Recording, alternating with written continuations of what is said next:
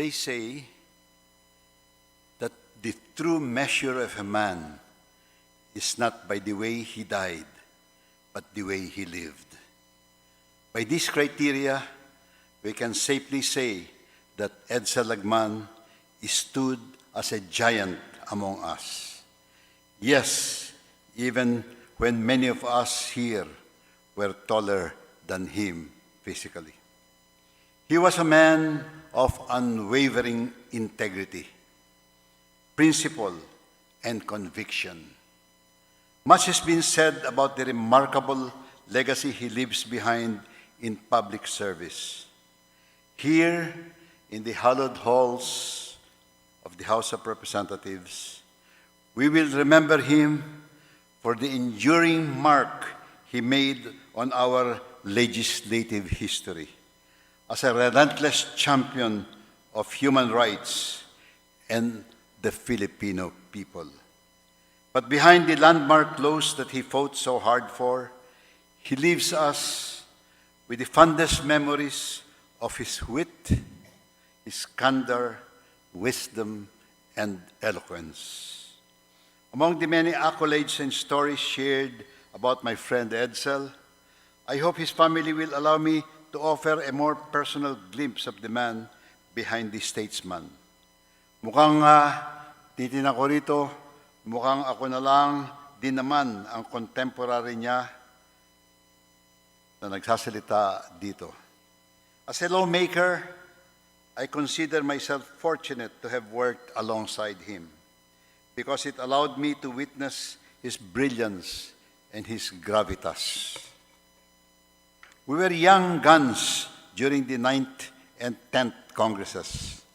When Edcel and I were mentored by Rolly Andaya, who led the Committee on Appropriations at the time. To many of you here, Rolly was the dad of your late colleague, Nonoy Andaya.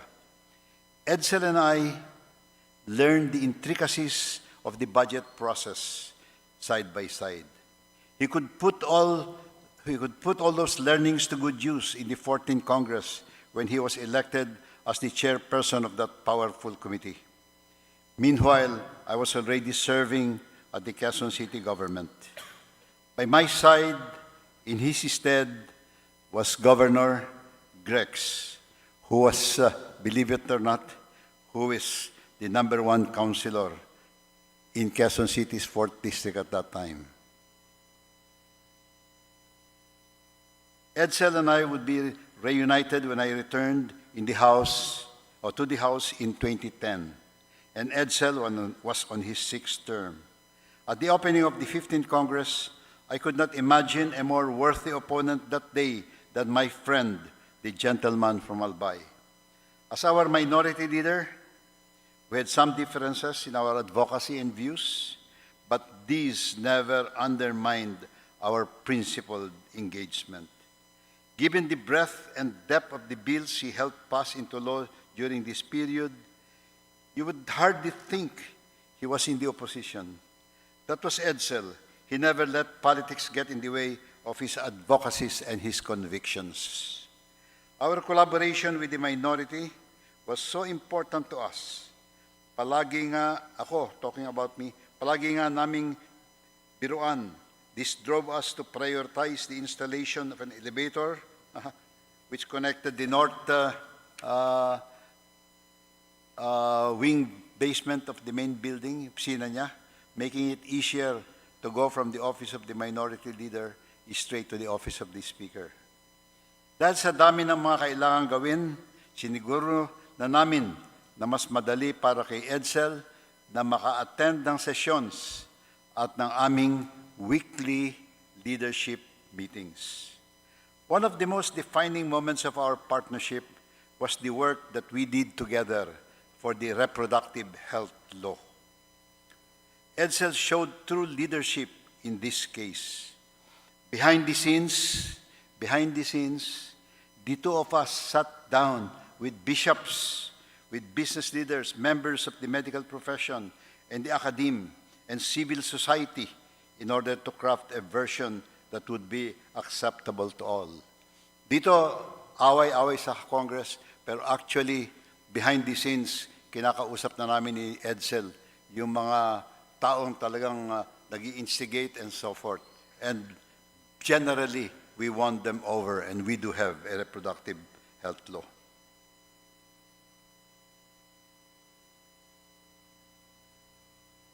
I came to admire, in this particular battle, I came to admire his ability to communicate effectively, etc. Through our long years of service, Edcel and I found ourselves riding the ebb and flow of political life. Minsan, nasa magkatabing pangkat kami. Minsan, pinagtatapat sa laban. And at every point, I always saw him as a friend, and perhaps because of a distinct personal connection that we shared. We both trace our roots to the Bicol region, believe it or not. Of course, si Edcel was the kingpin of the 1st District of Albay, ngayon si Crisel.